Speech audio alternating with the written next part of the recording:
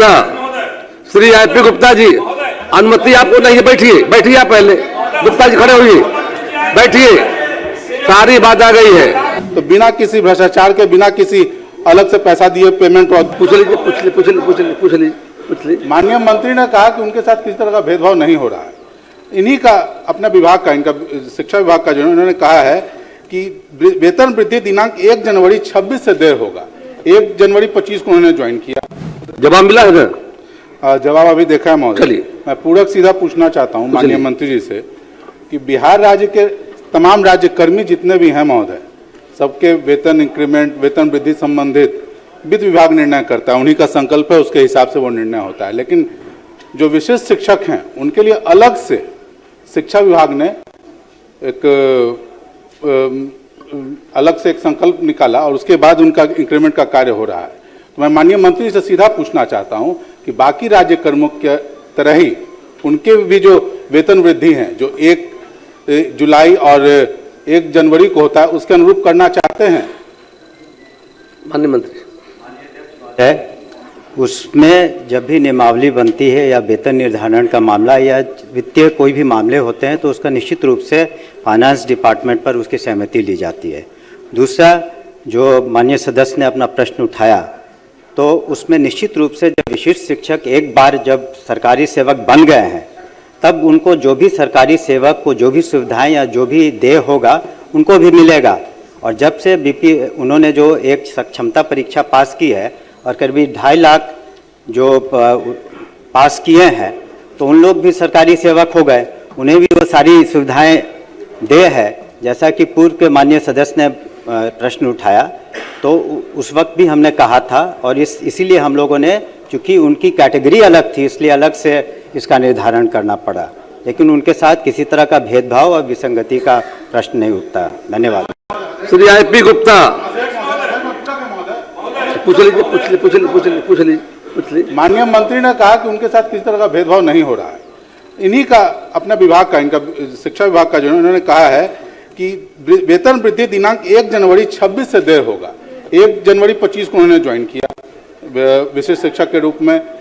जो जनरली जो भी वित्त विभाग से हैं उनको जुलाई 1 से मिलना शुरू होता है, तो पूरा 1 साल का इनका वेतन वृद्धि समाप्त हो गया। जबकि राज्य के अन्य कर्मी अगर होते तो उनको वेतन वृद्धि वित्त विभाग के हिसाब से। तो मैं माननीय मंत्री से सीधा जानना चाहता हूं कि वो बाकी कर्मियों के तरह ही ये जो उनका आदेश है, इसको निरस्त करके वित्त विभाग के आदेश के आलोक में आदेश निर्गत करवाना चाहते हैं कि नहीं। और दूसरा, जो भी वेतन विसंगति है और जो अरियर भुगतान हो रहा है, तो उसको तत्काल रूप से एकदम मिशन के रूप में, क्योंकि हर जगह पे इस पर लेकर अलग अलग जगह पर भ्रष्टाचार का और पैसे का डिमांड किया जा रहा है कि अब अरियर आपको मिलेगा। लेकिन तो माननीय मंत्री, सीधे मैं 2 पूरक जो पूछना चाहता हूं कि जो भी उनको अरियर पेमेंट होना है, तो बिना किसी भ्रष्टाचार के, बिना किसी अलग से पैसा दिए पेमेंट। और दूसरा, वित्त विभाग के अनुरूप बाकी राज्य कर्मी के हिसाब से उनको वेतन वृद्धि का लाभ देना चाहते हैं कि नहीं देना चाहते हैं, ये मैं सीधा जानना चाहता हूँ। माननीय अध्यक्ष महोदय, जहाँ तक प्रश्न है एरियर्स का, तो वो डीबीटी के माध्यम से, चूंकि सरकारी सेवक हैं, एचआरएमएस पोर्टल पर ह्यूमन रिसोर्सेज मैनेजमेंट सिस्टम है, जिसके तहत जो भी वो सॉफ्टवेयर है जिसमें पूरे बिहार के सरकारी सेवकों को दिया जाता है, तो किसी को कोई चेक या अलग से कैश नहीं दिया जाता। इसलिए भ्रष्टाचार का अगर कोई मामला है ऐसे हमारी नज़र में नहीं है, तो वो डायरेक्ट डीबीटी के माध्यम से एचआरएमएस पोर्टल के थ्रू उन्हें दिया जाता है। तो एरियर्स कैलकुलेट करके सीधे उनको पेमेंट होता है। और जहाँ तक इन्होंने जो डेट्स का बताया है उसको हम देख लेंगे, लेकिन जहाँ तक है कि आप एक बार जब पास कर जाते हैं उसके बाद आपकी काउंसलिंग होती है।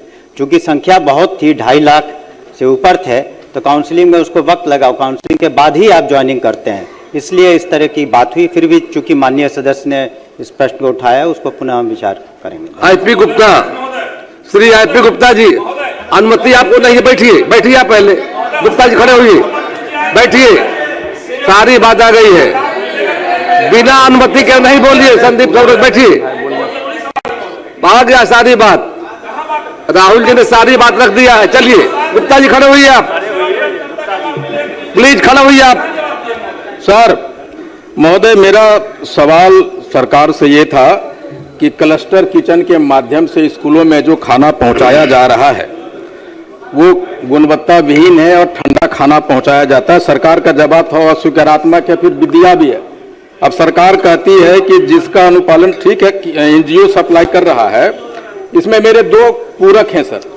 एक सरकार कहती है कि गुणवत्तापूर्ण गर्मा गर्म खाना पहुंचाया जा रहा है। ये जो गर्मा गर्म है, इसका टेम्परेचर नापने के लिए क्या सरकार के पास सेंट्रलाइज्ड कोई थर्मामीटर है?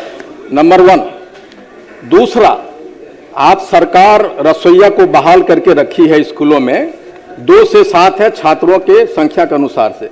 जब आपके पास रसोइया है तो क्या सरकार ये जो क्लस्टर किचन बाहर में बिठा रखी है एनजीओ के माध्यम से, हम वही एनजीओ हमारे पास जो रसोइया उसको यूज करके स्कूल में ही खाना बना सकता है कि नहीं? ये दो मेरे पूरक है सर। माननीय मंत्री। माननीय अध्यक्ष महोदय, जहाँ तक गुणवत्ता का प्रश्न है तो उसके लिए हम लोगों ने अच्छी संस्थाओं से थर्ड पार्टी मूल्यांकन कराया जाता है। इस आलोक में जो थर्ड पार्टी हम कहना चाहेंगे, जैसे Chandragupta institute of management and planning CIMP Patna से, Asian development research institute ADRI से, Lalit Narayan Mishra institute of economic development and social change LN Mishra institute जो है, development of management institute Patna, Indian institute of management Bodhgaya, institute of hotel management catering technology and applied nutrition IHM Bodhgaya.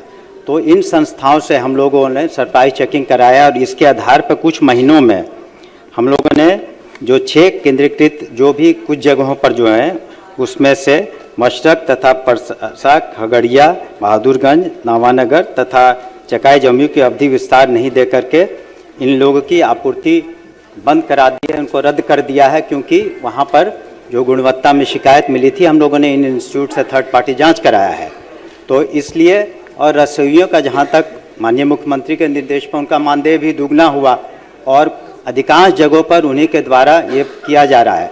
लेकिन संख्या चूँकि छात्र छात्राओं की क्या माननीय महोदय सदन ये जानना चाहेगा, ये बताना चाहेंगे कि अमूमन जिस दिन हमारा स्कूल चलता है तो 1 करोड़ 3 लाख बच्चों को हम लोग मध्याह्न भोजन देते हैं और हम लोग के पास रसोइयाँ भी 2 लाख है। तो इस वजह से कई जगह या जरूरत पड़ जाती है कि हम लोग एनजीओ के माध्यम से कार्रवाई करें। तो कहीं भी रसोइयों का हम लोगों ने नुकसान नहीं होने दिया है। इसके कारण रसोइयों का नुकसान और अधिकांश जगहों पर बना रही है और इस तरीके से हम लोग कोशिश कर रहे हैं कि हम लोग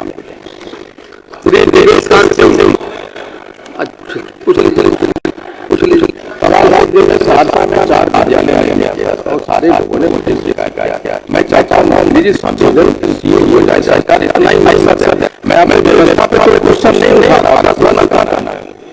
माननीय अध्यक्ष महोदय, अगर सहरसा के जिन जगहों का जिक्र किया है इसमें इन्होंने जनरल क्वेश्चन पूछा था, तो अगर आप लिख के दे दें तो हम अलग अलग उससे उत्तर मैं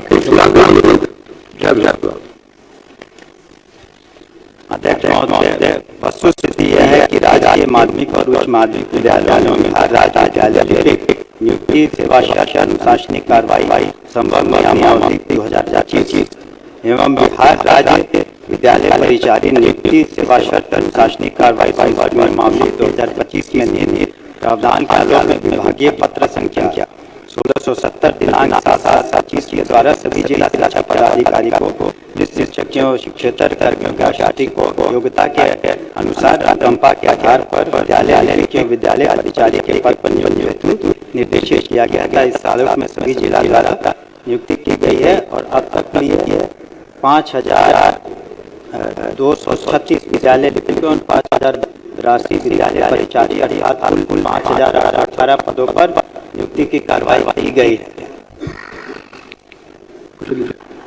मैं माननीय मंत्री जी ने कहा, मैं इसे उनकी बात से सहमत नहीं हूँ माननीय मंत्री, लेकिन अभी भी 3000 स्कूलों में हाई स्कूल और जो माध्यमिक विश्वविद्यालय है उसमें अभी भी क्लर्कियल पोस्ट खाली है। स्कूल का काम बाधित होता है, चाहे हेडमास्टर कर रहे हैं, चाहे वहाँ परिचारी का काम अब किससे करा रहे हैं। हम लोग मैं पूरा ही पूछ रहा हूँ कि आखिर किससे कराया जा रहा है, जहाँ खाली है उसे किससे कराया जा रहा है। हम लोग स्कूलों का अध्यक्ष भी हैं, तो परिचारी की नियुक्ति नहीं होने के चलते स्कूल की सफाई इत्यादि बाधित है और काफी स्कूलों में हेडमास्टर या कोई मास्टर क्लर्क काम कर रहे हैं, तो स्कूल की पढ़ाई भी बाधित हो जाती है। साथ में यह जानना चाहूंगा कि रोस्टर अगर बना है तो रोस्टर क्लियरेंस प्राप्त किया गया है, तो इसका विज्ञापन किसी महीने में प्राप्त है कि नहीं? आखिर करना है तो कब तक कर लेंगे? क्या डीओ साहब ही कर लेंगे कि कर्मचारी चयन आयोग से भी इनकी नियुक्ति का क्या विचार सरकार रखती है? अगर रखती है तो सरकार बताए। माननीय मंत्री महोदय, पहली बात तो जो भी परिचारी के नियुक्तियां होंगी वो कर्मचारी चयन आयोग से होगा। दूसरी बात है कि हम लोग चरणबद्ध तरीके से नियुक्तियां हम लोगों ने की हैं। अभी इतनी नियुक्तियां चूंकि शिक्षकों की कमी है तो इस वजह से तो हम लोगों ने TRE 4 में भी अपनी जो भी अनुशंसाएं हैं और जो भी मांग है उसको दे दिया है BPSC को 45,000 से ज़्यादा है। उसको चरणबद्ध तरीके से हम लोग शुरू करेंगे आने वाले समय में। परिचारी का वो साफ उससे होगा। जहाँ तक उन्होंने कहा साफ सफाई का, तो अधिकांश जगहों पर उसको आउटसोर्सिंग के माध्यम से साफ सफाई की भी कार्रवाई की जा रही है। धन्यवाद।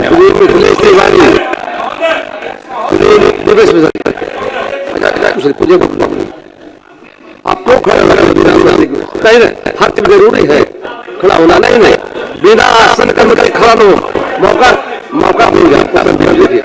अरे करना चाहिए, हर क्वेश्चन में खड़ा हो जाते हैं आप, बताइए। माननीय मंत्री जी कह रहे हैं कि शिक्षकों की कमी है TRE 4। मेरा कहना है क्लर्क की नियुक्ति के लिए क्या कर्मचारी चयन आयोग से कराना चाहते हैं कि नहीं? और कर्मचारी माननीय मुख्यमंत्री जी का सोच है अधिकतम लोगों को रोजगार देना, तो यह व्यवस्थित व्यवस्था है जिसमें सीधे विज्ञापन देंगे कर्मचारी की बहाली, क्लर्क की बहाली जिस भी आयोग से, या इनका अपना ही जैसे आधारभूत संरचना शिक्षा विभाग की वैसे ही कोई व्यवस्था करके क्या इसको किसी माध्यम से तत्काल किया जाए? क्योंकि ये बहुत बड़ी परेशानी है। जब इंटर का फॉर्म, जब 10th का फॉर्म भराता है, हर स्कूल में विवाद हो जाता है, फलाने मास्टर करेंगे, फलाना हेडमास्टर करेंगे। बहुत बार कोई मास्टर जिम्मेदारी नहीं लेना चाहता है, स्कूलों में विवाद बढ़ता चला जा रहा है। स्कूल का ताला कौन खोलेगा, इस पर विषय पर बहस हो जाती है। तो मेरा आग्रह माननीय मंत्री जी से होगा कि माननीय मुख्यमंत्री जी के सोच के अनुसार इससे काफी लोगों को रोजगार भी मिलेगा, तो उसके तहत यह कार्रवाई होनी चाहिए, अब तत्काल होनी चाहिए। इसकी समय सीमा निर्धारित कर दी जाए, इसकी समय सीमा माननीय मंत्री निर्धारित कर दे। अध्यक्ष महोदय, हमने उत्तर में स्पष्ट रूप से कहा कि इसको अभी जो शिक्षक वाली जो बहाली होने वाली है उसमें वक्त लगा, क्योंकि रोस्टर क्लियरेंस है। उसी तरह से अनुकंपा वाला वो भी काफ़ी समय से लंबा था, उसको बहुत हम लोगों ने सलीके से किया है। और इसमें भी हम लोग कर्मचारी आयोग चयन आयोग से ही कराएंगे, क्योंकि अगर फिर एक बार आप स्थानीय स्तर पर इस तरह का आप अधिकार दे देंगे तो उसमें फिर बहुत शिकायतें होंगी। इस वजह से हो सकता है थोड़ा विलम्ब हो, लेकिन हम लोग की मंशा बहुत स्पष्ट है। शिक्षा विभाग ने तो सबसे ज़्यादा नौकरियाँ दी और आने वाले दिनों में भी हम लोग को नौकरियाँ देंगे जहाँ पर रिक्तियाँ हैं। माननीय सदस्य को हम आश्वस्त करना चाहते हैं कि उनके जो चिंता है उससे हम लोग मालूम है उनकी चिंता को, और हम लोग उस पर काम कर रहे हैं। श्री मिथिलेश तिवारी बैठिए प्लीज, पूरा आग्रह है। आप क्वेश्चन पूछ जाएगा, उसी के लिए कहा उन्होंने है, जल्दी करेंगे। माननीय मंत्री दिवेश जी, माननीय अध्यक्ष महोदय, बस वो भी होगा, अब चाहते भी होगा, हो गया। माननीय अध्यक्ष तैयार करने के लिए माननीय अध्यक्ष महोदय।